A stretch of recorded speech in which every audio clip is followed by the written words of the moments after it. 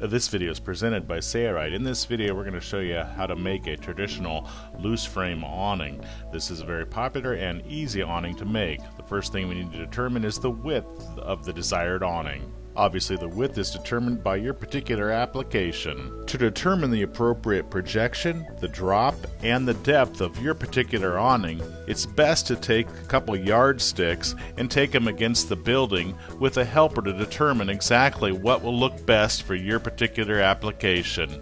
Obviously the mounting position and the drop of your particular awning can vary. Once those measurements are determined, it's a good idea to sketch this all down on paper and write down each one of those measurements. For filming purposes, we've installed the frame to a plywood board with naugahyde cover. The head rod pipe is a 1/2 inch EMT pipe, while the struts and the front bar are 3/4 inch galvanized pipe. Here's a close-up of the head rod clamp. We also installed a swivel eye pulley for a rope system. The rope system makes it possible for you to pull up the awning in storms. Typically when I build my awnings, I do not use the rope system. I just simply use the hardware without the pulleys and line. If you choose to use the rope pulley system, you'll need a jam cleat as shown here. The 3/4 inch galvanized struts and the front bar are held in place with a slip-fit adjustable front bar fitting. As mentioned in the text, remember a 3/4 inch galvanized is the inside diameter. The actual outside diameter of a 3/4 inch galvanized pipe is 1 inch. To mount the struts to the wall, we used a slip-fit eye-end. Then to attach the eye-end, we used a jaw end with lag screw, or you could use a camelback hinge. You'll then determine what size to cut each pipe. Remember that the hardware, such as eye-ends, will always make the pipe longer. We'll be using a reciprocating saw to cut the 3/4 inch galvanized pipe and also the EMT 1/2 inch pipe used for the head rod. You can also use a hacksaw, but as you see here in the video, a reciprocating saw works very well and is much faster.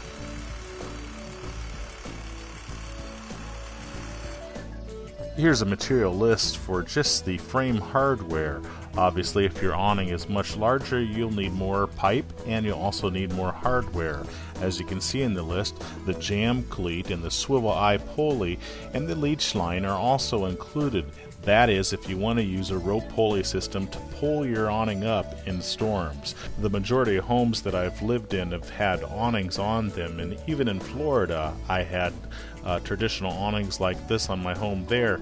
The only time that I would remove the awning is during a hurricane warning. Otherwise, I'd leave them up no matter what kind of storm was out there, so I typically do not recommend the rope pulley system. Even if you had the rope pulley system during a hurricane, the awning really should be removed, otherwise damage may happen. Notice on this awning that our struts are actually mounted a few inches in from the end of the pipe. We want to get a width measurement of the total length of pipe, which is here 57 inches. The head rod should be the same measurement as well, 57 inches here. Since we're using the rope system, we can use the rope to secure the tubing at its right angle. We want to make sure it's 90 degrees to the wall. And if it is, then we can just take our measurements directly off that by obviously tying up our rope on the cleat or the jam cleat so that it's the appropriate size. We've tied it there. When writing down your measurements, be sure you include for the opening of the hardware and rope if you have it. Notice that the hardware is at least a few inches from the end of the pipe, and also that you need at least 1 inch of fabric extending in over the end of the pipe. We'll discuss that a little bit later on in the video. These strings are made for not necessarily holding the awning, because the fabric will actually be what makes this awning taut, and the weight of the bar will make it taut because it's a fairly heavy bar. It's galvanized tubing. When, let's say, a storm comes up, or if you want light to come in, what you would do is release these strings and pull it up, and we'll show you that a little bit later as soon as I get my last measurement. This measurement will be for the length of the fabric, and we're going to take it all the way from the head rod and all the way down to the front of the awning. Here, so we're at 40 inches right here. We're going to go 40 1/4 to make it come around to the front. So about 40 1/4. It doesn't have to be an exact measurement as long as our strut is fairly horizontal. This rope is only used to bring the awning up and to store it out of the way. So we'll release the rope from our cleat here, and then as you can see, you pull on the rope and the awning would pick up nicely and the fabric would be draped down here. We'll show you that later on in the video, but we want you to get an idea of how this work system works. Then once you want to extend the awning back out again, just release the ropes and it'll hold on the fabric, not the ropes, once we're done with the fabric, and we'll see that after the awning is made. The material list required for making the fabric awning is relatively short: Sunbrella, marine grade or awning grade fabric, and B92 polyester thread or Tanara thread. That's really it. Okay, we have all of our measurements now from the framework, and we're going to come over here, and I drew in a little bit of a diagram here to show you what we're adding here. Now our length was 40.5. We have to add 2 inches for our top pocket and 3¼ inches for our bottom pocket here. Now we're going to have marks in 7 inches and 1 inch because we're going to make kind of a V shape coming to the front here for our brackets to work through. You'll see when we get done with that how well that'll work for you, because the bracket will be right here. Okay, so we're going to go ahead and measure that out.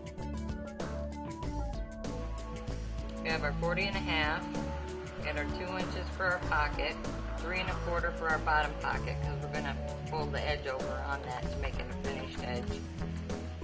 And the overall width was 57, and we need a 1/2 inch on either side. So we add the 2/2 inch, so we're at 58 by 45 3/4. That's what we'll be doing.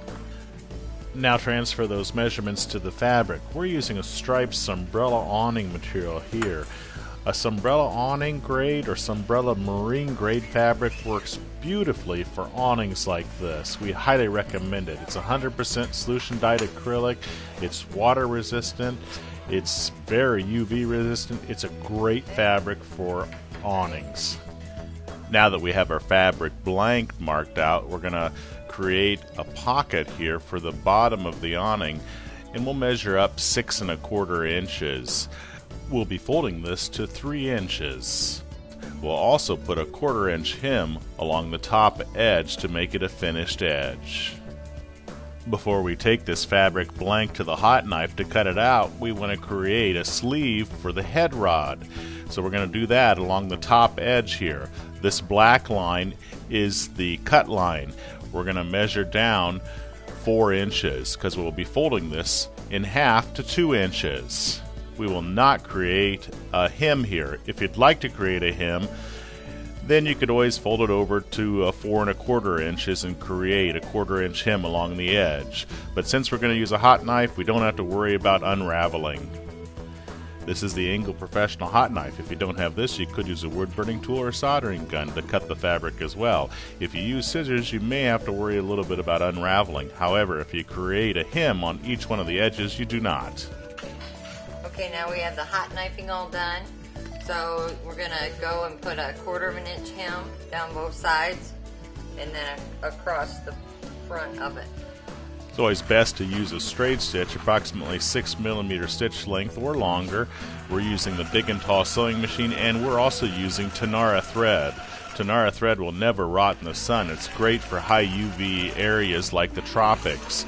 If you don't live in the tropics, just a standard polyester B92 thread that Sailrite sells will work great as well and will last for many years. However, polyester thread, even though it's UV resistant, it is not UV proof like Tanara.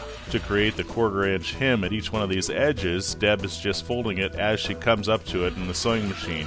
If you prefer to pre-fold it, you may use double-sided tape like part number 129 for Sunbrella. It helps to hold hems in place prior to sewing. We have all the edges finished off now with our 1/4 inch hem all the way around.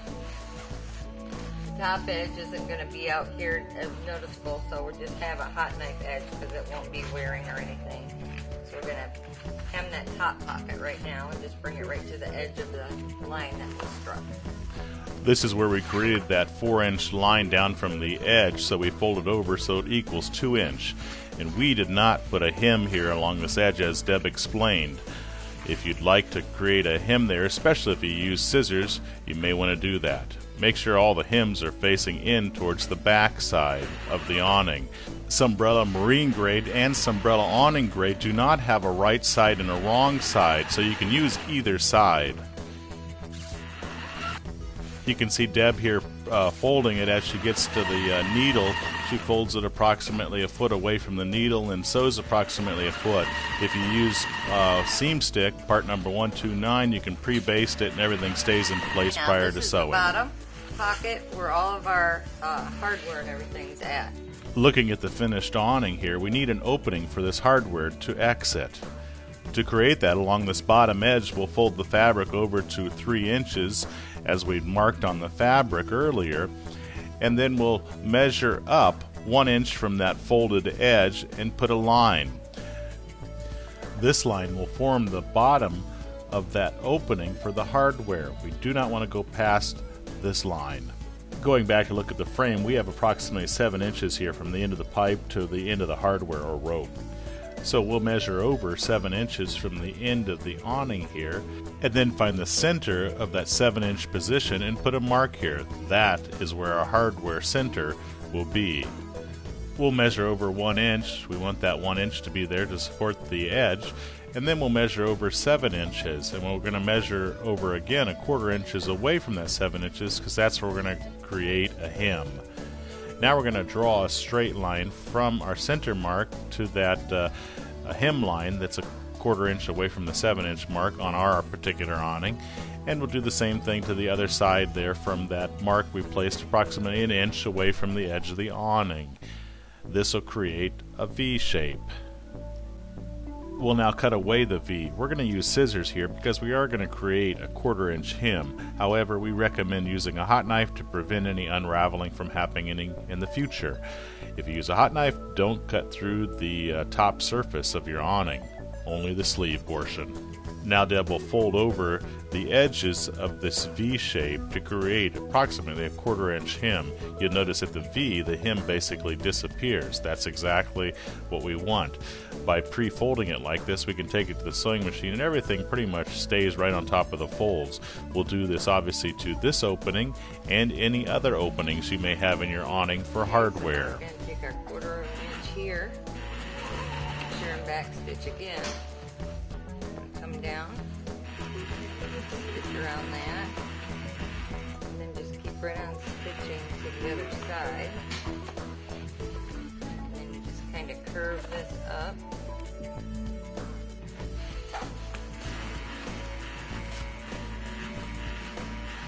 It's important to reverse at the beginning and the end of each of your stitches to lock your stitches in place.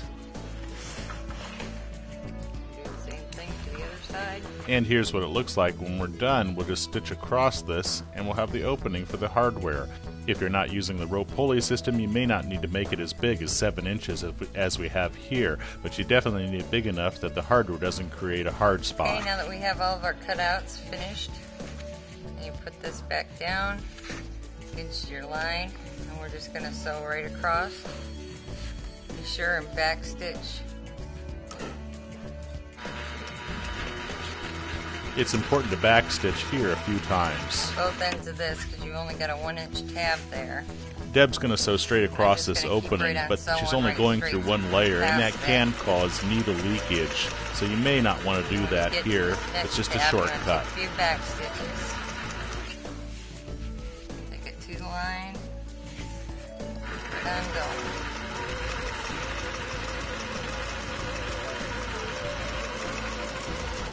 Up to this other.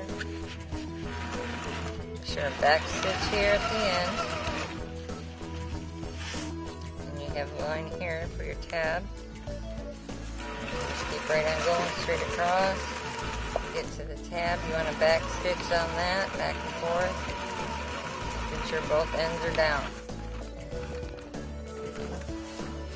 Believe it or not, that's all there is to sewing this awning. Now we're ready to install it on the frame. I'm marking the frame here with a Sharpie pen so that we can disassemble it and put it back together exactly how it was. Obviously there's just a nut on the bottom side that you need to release. Then we'll just slide the slip fit adjustable front bar fitting right off. Since this awning does have the rope pulley system, we're going to slide that rope off as well. Then we're going to insert the awning through the front sleeve as shown here. Then we'll reassemble the frame by inserting the rope pulley system first, if you have that, and then the slip fit adjustable front bar fitting next. Then we'll lock it in position right beside that Sharpie mark, but before we do that we want to slide on the approximate 1-inch tab at the end of the awning. We'll want to do that on the opposite side of the awning as well before we fasten any of the hardware down securely. There we go.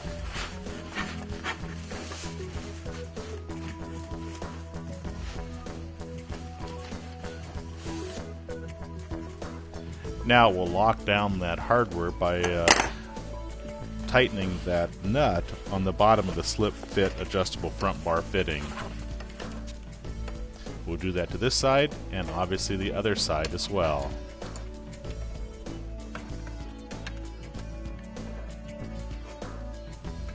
Once that hardware is tight, then we can just roll the fabric over, remove our head rod if it's already been installed, and place the head rod in that upper sleeve that we created. It just slides right through the sleeve. Again, this is a 1/2-inch EMT conduit pipe that we're inserting into this sleeve.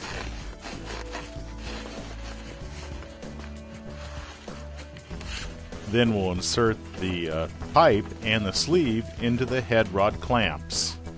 Then use the thumb set screws to lock the finger over the pipe.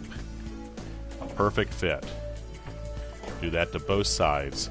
If you have more than one head rod clamp, obviously you do it to those as well. Nice. Here at the end of the curtain at the front, I like to actually make my pipe stick inside of the edge slightly so that it sort of grabs the edge. That keeps it nice and taut. So I do that at both ends. And here's what it looks like when you're finished. It looks gorgeous. This is a very simple awning to make. The hardware is relatively inexpensive and the setup is pretty easy. If you have the rope pulley system, here's how it works. Obviously the rope pulley system is not necessary. If you've installed the rope pulley system, you would just fasten the line to the jam cleat down here when the awning is up. When the awning is down, just release it and then fasten the rope so it doesn't flip around in the wind. The total cost for supplies for an awning in this size is only about $160. Consider doing it yourself and save with Sailrite.